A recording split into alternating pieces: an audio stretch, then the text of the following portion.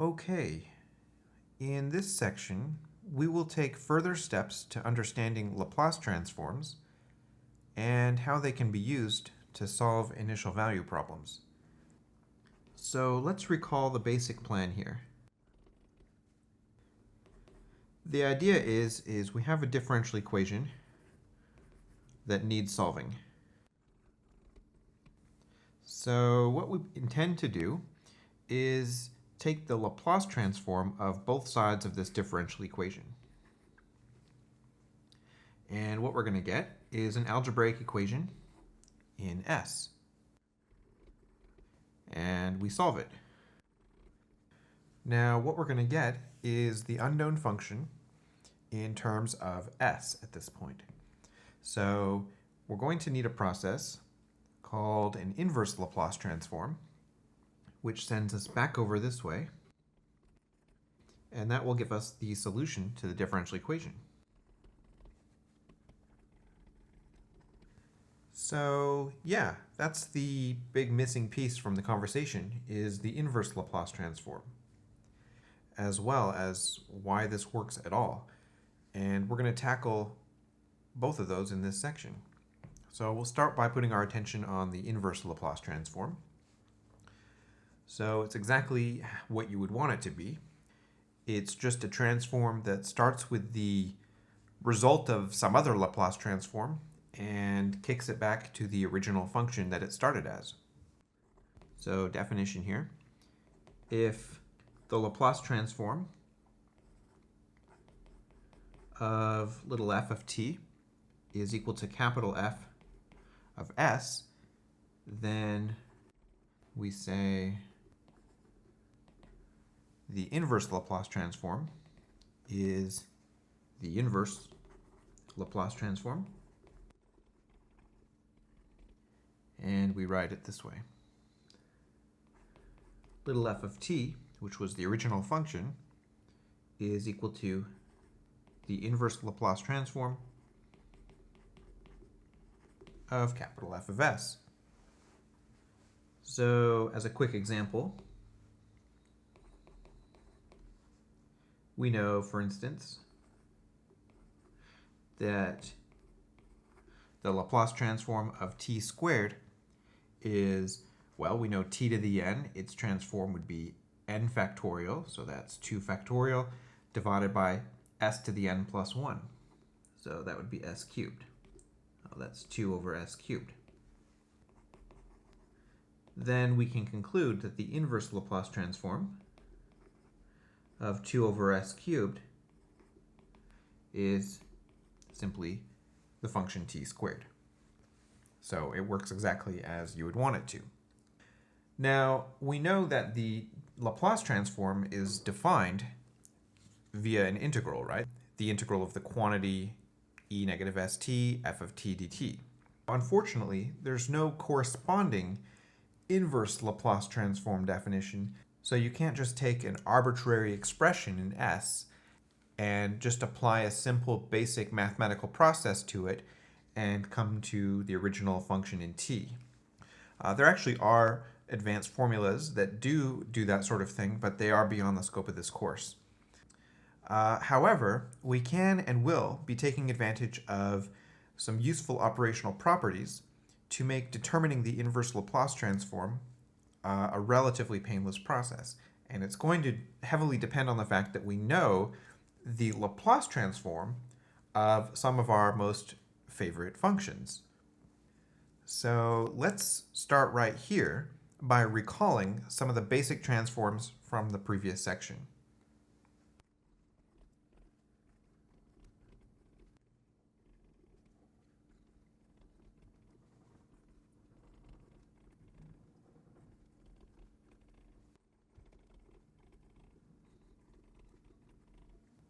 Okay, so we can certainly establish each of these using the integral definition of the Laplace transform.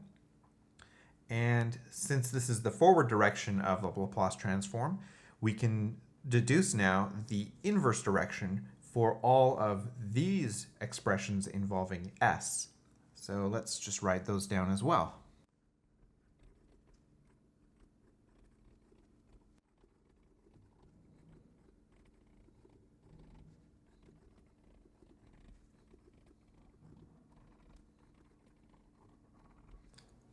All right. And finally, before we get into some real examples, let's also acknowledge that as the inverse of a linear transform, the inverse Laplace transform is itself linear.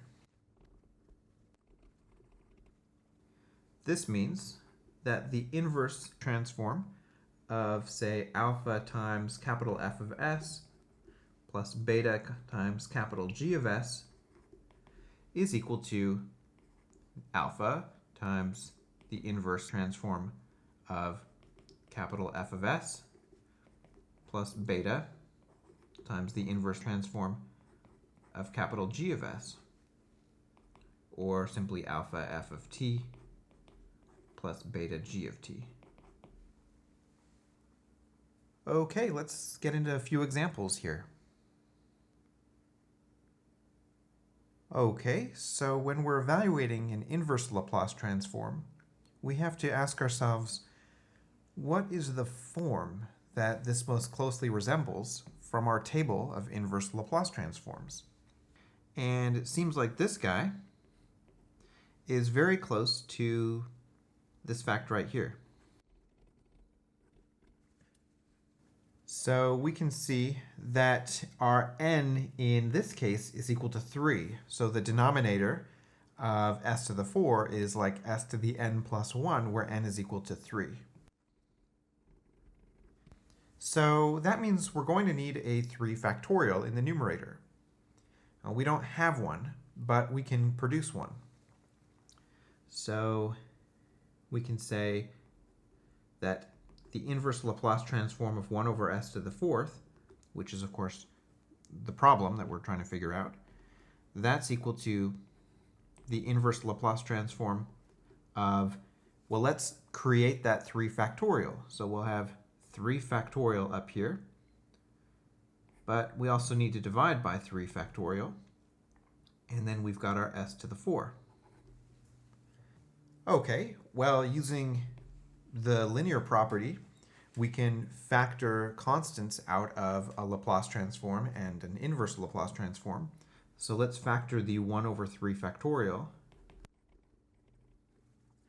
And now this is perfectly arranged to become our t to the n, in this case t cubed. So we're going to get 1 over 3 factorial times t cubed. Okay, well that's t cubed over 6. Final answer. All right, in this case, you can see right away s squared plus a thing. This is obviously going to be some sort of sine or cosine, and the way to tell those apart is by looking at the numerator. If the numerator is, of course, s, then this is going to be a cosine. And if the numerator is a constant, as it is in this case, then it's going to be sine. So specifically, we will be using this formula here. All right, so of course it's not exactly in that form, but we can look at this guy right here and decide that k is equal to rad 3. Which means we are going to need a rad 3 in the numerator and not a 1. So no problem. We'll just multiply and divide by rad 3 and we'll have our form that we want. So here's the original question. Inverse Laplace of 1 over s squared plus 3. Well, we can write this as 1 over rad 3 times the inverse Laplace of rad 3 over s squared plus 3.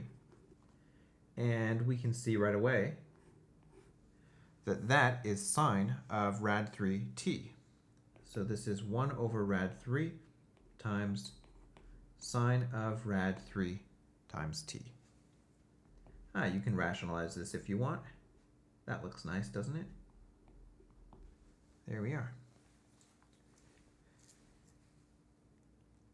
Okay, here we have 2 terms in the numerator, and, well, none of our inverse Laplace transforms have 2 terms in their numerator. So the first thing we should do is split this into 2 separate fractions. using termwise division. So the inverse Laplace of this stuff is equal to the inverse Laplace of negative 3s over s squared plus 2 plus the inverse Laplace of 1 over s squared plus 2. Okay, well, based on the form of the denominators here, it looks like each of these is going to go to either sine or cosine, and the distinction, of course, being what is the nature of the numerator. So in this first term, we have an s in the numerator, which means this guy's a candidate for going to cosine of kt. We can see that here k is equal to rad 2, and in fact that's the case as well over here. This negative 3 is utterly insignificant. Let's just factor it out completely. And what we have here is exactly what's going to go to cosine of kt with k equal rad 2.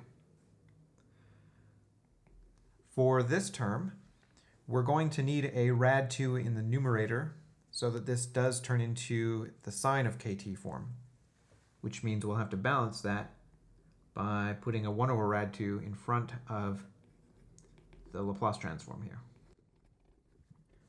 Okay, so we're ready to actually convert everything over to functions in terms of t. So here we'll get negative 3 times cosine of k, which is rad 2, times t, plus 1 over rad 2 times sine of rad 2 t. Well, there it is. All right, what about this one here? Well, this doesn't really match anything specifically from our list, but what we can do is use partial fraction decomposition to split this into the sum of two simpler fractional expressions. So let's factor that denominator. We get s minus 4 times s plus 5. And we know the form of this partial fraction decomposition will be a over s minus 4 plus b over s plus 5. So we'll just do what we normally do to find the coefficients. This one's pretty straightforward, so we can just plug in negative 5 and positive 4 and use the cover-up method to find the coefficients.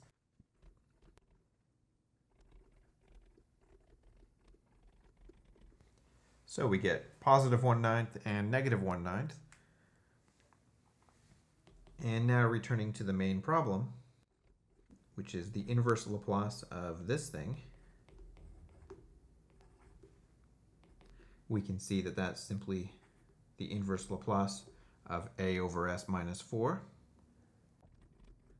plus the inverse Laplace of b over s plus 5. And I'm liberally using the linear property of inverse Laplace transforms to split those up. And we could have even factored the 1/9 out, as they're unlikely to be particularly helpful here. In fact, let's do that right now. Okay, so we could recognize these pieces as the Laplace transform of e to the at for various a values, which means the inverse Laplace of those things will be e to the at. So let's just pull these right off the table. Here a is equal to 4, so we're 1/9 e to the 4t minus 1/9, and here e is negative 5, so this will be e to the negative 5t. And there we are. You may start to notice that a lot of the forms we're getting kind of feel like particular solutions to second-order linear differential equations. And yeah, because an inverse Laplace transform is the last step to a process we're going to be applying to solve second-order and even higher linear differential equations. All right, once again, we do not have explicitly this form represented on our table of inverse Laplace transforms, so we're going to have to get a little creative, and it should be no surprise that that's partial fraction decomposition which we're going to need. So we'll factor that denominator and write the form of the partial fraction decomposition. Remember that the numerator of an irreducible quadratic factor is linear, so we'd write bs plus c in the numerator. Multiplying across, we're going to get... Okay, so we can do the cover-up method to get a by letting s equal 0. We're going to get 1 is equal to a times 9. That tells us that a is equal to 1 over 9. And we're probably just going to have to do coefficient matching to get b and c. We do know that a is 1/9 at this point. So this tells us that b plus 1/9 is 0, so b is equal to negative 1/9, and c is equal to 0. All right, so we have our a, b, and c. We can go back and work out the main problem. So inverse Laplace of this thing is the inverse Laplace of a over s. Well, a is 1/9, so this is 1/9 over s plus bs plus c. Well, b is negative 1/9 and c is 0. Okay, well, we know the inverse Laplace transform of 1 over s, right? That's just equal to 1. So let's factor the 1/9 out. And we're able to handle that one. And let's also factor the negative 1/9 out of this one. And here we can see that k is equal to 3. And this particular form is going to go to cosine because of the s in the numerator. If it were a 1 in the numerator, which would be the case after factoring out that negative 1/9, then we would of course have to multiply by 3, divide by 3 to get that k up there, and that would become a sine of kt form. So, all right, let's do this. We got 1 over 9 times 1 minus 1 over 9 times cosine of 3t. So this is, of course, just 1 over 9 minus 1 over 9 cosine of 3t. Okay, so what's missing from the conversation here? Well, how are Laplace transforms helpful for solving differential equations, right? Like, why are these in this course, as fun as they are? Taking the Laplace transform of a derivative of a function, or even a higher order derivative, like second, third, fourth derivative, etc., produces a very predictable algebraic pattern in terms of the Laplace transform of the original function. And it's this property that makes Laplace transforms so wonderful as a tool for solving differential equations. So let's dig into this property right here. And we're going to figure this out by asking the question, what is the Laplace transform of the derivative of f? So we are talking about the forward direction of Laplace transform, not the inverse anymore. And we are going to answer this question. We are going to have to make an assumption that the Laplace transform of f exists. So in other words, that would equal capital F of s. Again, what does it mean existing here? It means that if you work out that integral will be convergent.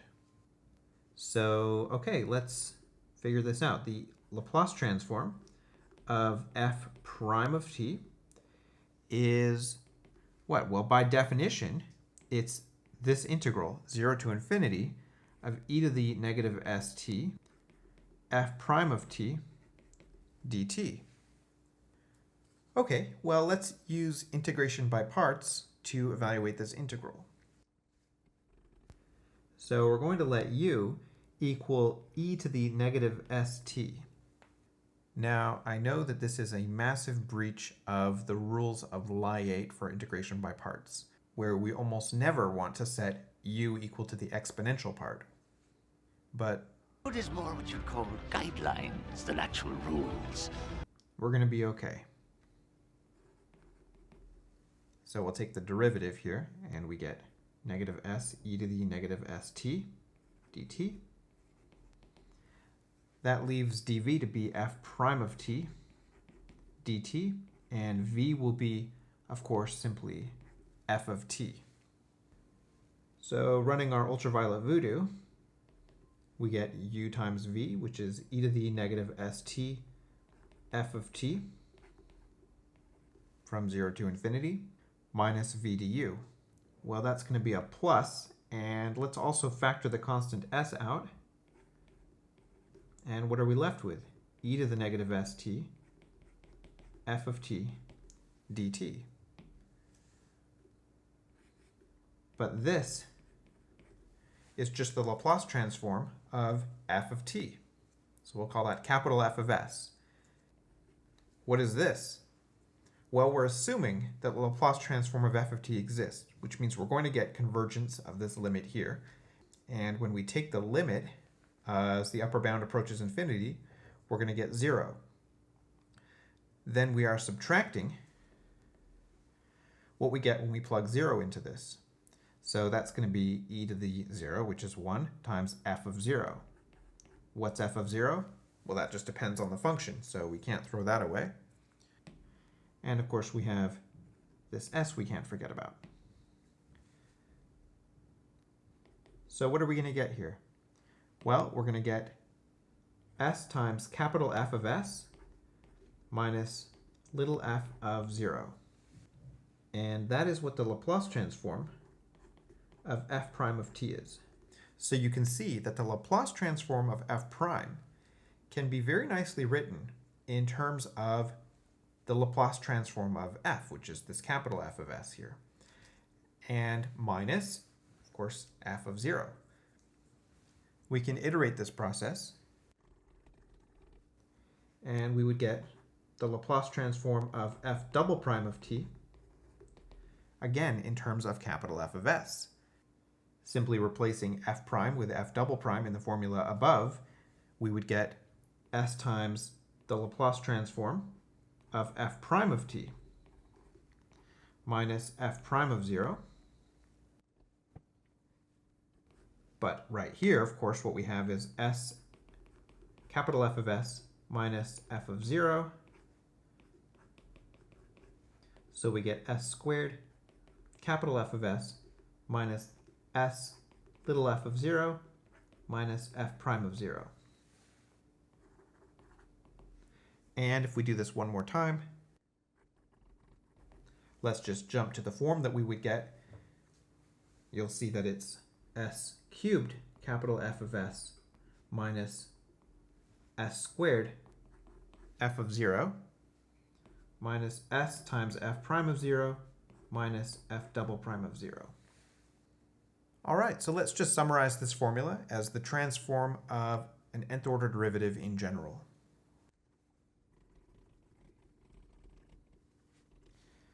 So if we're dealing with all these functions, f prime, f double prime, f triple prime, etc., all the way down to the n-1th order derivative, and these are continuous on the interval 0 to infinity, and they each have a Laplace transform, which means that integral is convergent for each one. And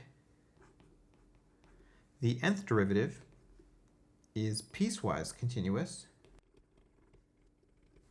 which means that the nth derivative doesn't have to be perfectly continuous. It can have a few jumps. It's just that between the jumps it has to be continuous. Then we get the following fact.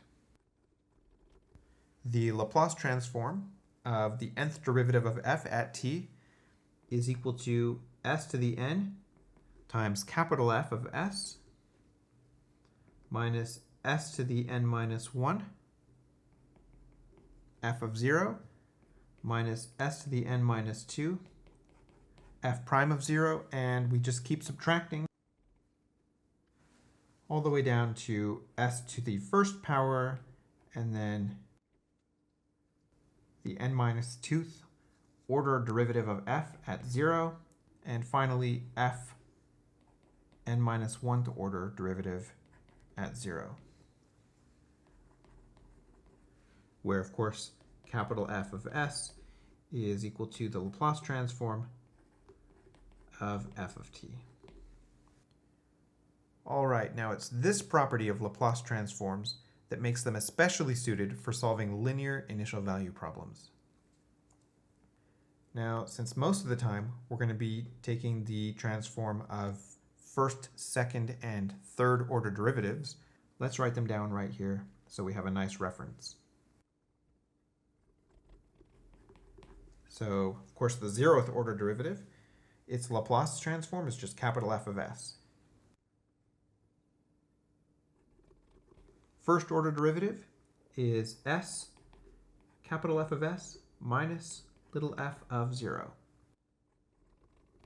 Second order. And third order. Okay, so let's finally use a Laplace transform to solve a differential equation from beginning to end. It's going to involve putting all these pieces together.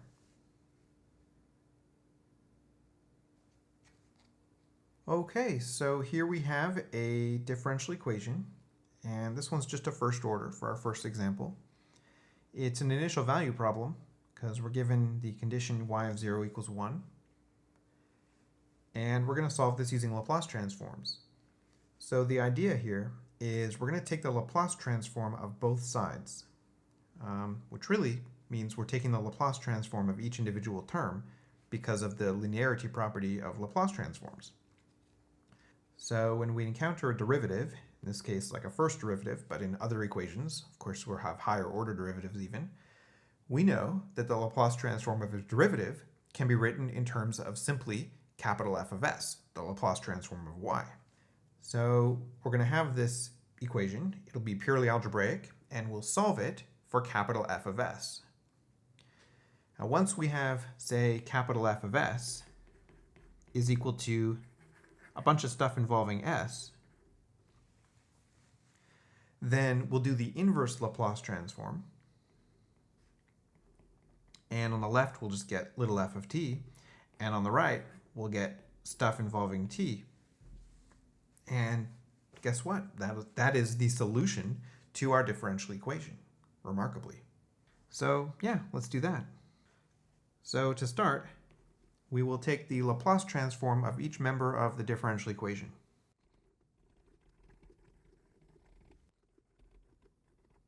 So on the left, we have the Laplace transform of dy dt minus the Laplace transform of y. And on the right, we're going to have the Laplace transform of 5 cosine 3t. Okay, well, we can handle each of these pieces because the Laplace transform of dy dt, or y prime, is of course s times capital Y of s minus little y of 0. Now we're subtracting the Laplace transform of y. Well, that's just capital Y of s. And what's the Laplace transform of 5 times cosine of 3t? Well, we can certainly factor the 5 out and just take the Laplace transform of cosine of 3t. Well, that's going to be s over s squared plus 9. You can see why this is particularly suited for initial value problems, because we get this little y of 0 here that we need to know, and great, we were given y of 0. That's 1. So we get to say s of capital Y of s minus 1 minus capital Y of s is equal to 5s over s squared plus 9. Okay, so let's solve for capital Y of s. All right, well, let's factor the capital Y of s out of the left-hand side here. We have s minus 1 times capital Y of s. And let's also add the plus 1 here over to the other side. And dividing both sides by s minus 1, we have All right. So again, rather astonishingly, all we have to do is take the inverse Laplace transform of what we have here, and that's going to give us little y of t, which is the answer, the solution to this initial value problem.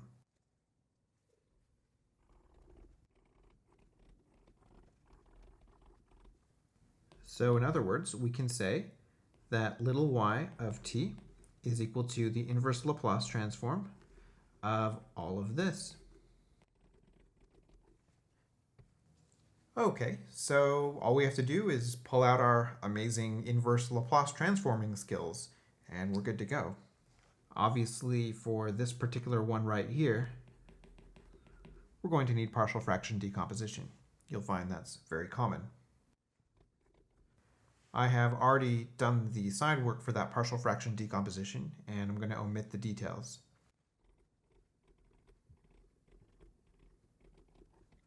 This term is just that term right there, but these three here emerged from the partial fraction decomposition. Okay, so we can combine the first term and the last term, of course, which are both just constants over s minus 1. And let's also use the linear property of inverse Laplace transforms to kind of split everything up. So we have 1/2 plus 1, which is 3/2. All right, so those two terms are handled. We can also factor 1/2 out of this one, which will give us s over s squared plus 9. And this one, which does not have an s in the numerator, which means we want it to be of the form k over s squared plus k squared.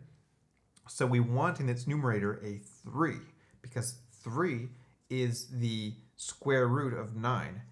So we have currently a 9/2, which means if we factor out a 3/2, that will leave us with a 3 up there. And that's perfect, because now this is in the form of sine of kt, or sine of 3t in this case. So everything's in a form that we can immediately take its inverse Laplace transform, and we will get 3 over 2 times, in this case, e to the t minus 1/2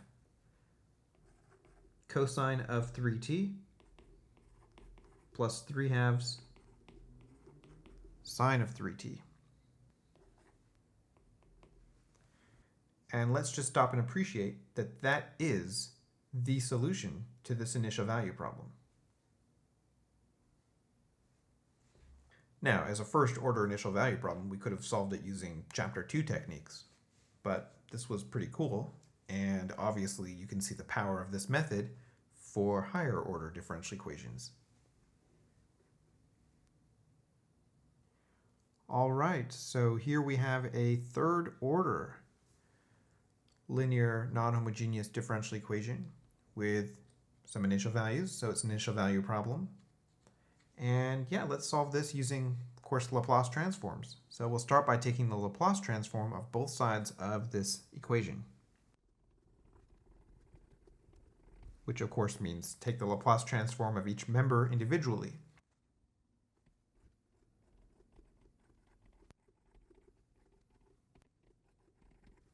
Okay, so now, using the fact that we understand the transform of a derivative in terms of the Laplace transform of the original y, we can write everything out in terms of just s and capital Y of s.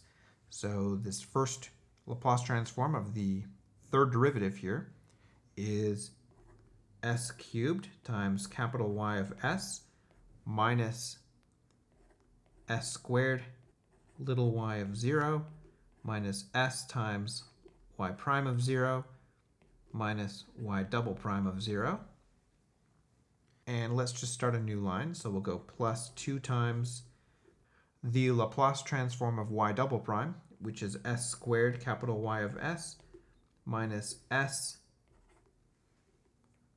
y of 0 minus y prime of 0. And then we'll start another line here. So that's minus the quantity s capital Y of s minus little y of 0, and we're subtracting 2 times the Laplace transform of y, so that's 2 times capital Y of s.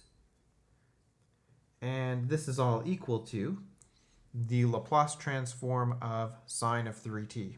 Well, here k is equal to 3, so this is going to be 3 over s squared plus 9. Okay, so remember, this quantity is just one big horizontal line. But because of our initial values, a lot of these terms are actually going to disappear. So little y of 0 is 0, and little y prime of 0 is 0, and little y double prime of 0 is 1. So what we get here is the following.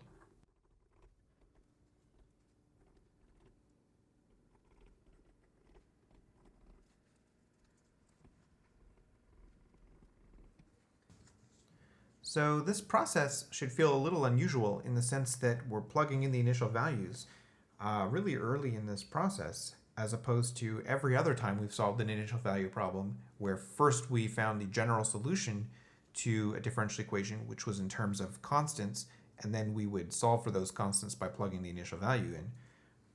That's not at all what we've done. We've already handled the initial values, and we haven't even solved the differential equation yet. So now we're going to isolate capital Y of s. So we moved the 1 over and factored the capital Y of s out of this polynomial. And we can now divide by this whole thing, but why don't we factor it first? So this one factors by grouping, which means dividing everything by this quantity will give us capital Y of s on the left by itself, and then 3 over the s squared minus 9 that it was already over, and this other stuff. And 1 over that stuff, without the s squared minus 9, of course. Okay, so yeah, we are going to inverse Laplace all of this stuff in order to get our lowercase y of t. As you might guess, that's going to be a little bit of a chore because we'll have to do partial fraction decomposition on both of these things. However, there will be a lot of overlap between the terms. So rather than doing a partial fraction decomposition on this one and then a partial fraction decomposition on this one, and then combining the overlapping terms, let's combine those to a single fraction now and then do one big round of partial fraction decomposition. So what would we get here? All we have to do is introduce an s squared plus 9 on this far right term. So we would get 3 plus s squared plus 9 over all of that stuff. But the 3 plus 9 is 12. So let's just write s squared plus 12 over this common denominator. And that's what we have to partial fraction decomposition. Now, again, I'm going to omit the details because we all know how to do that. So here we get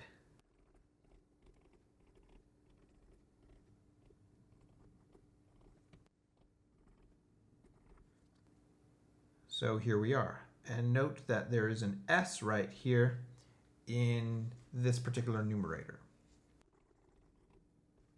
So we're going to get y in terms of t, and this will be our solution to the initial value problem.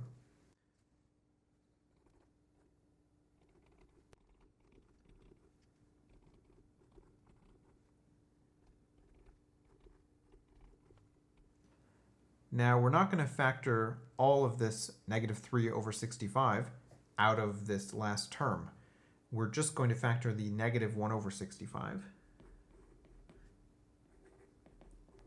because we need that 3 up there as it's the k value in this form, which we know becomes sine of kt.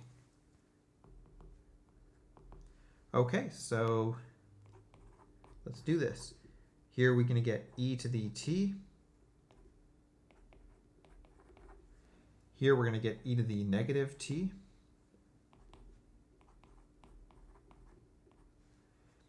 Here we're going to get e to the negative 2t.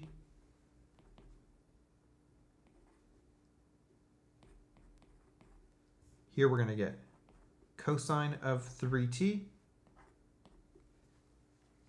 And finally we'll get sine of 3t. And that is the solution to this initial value problem.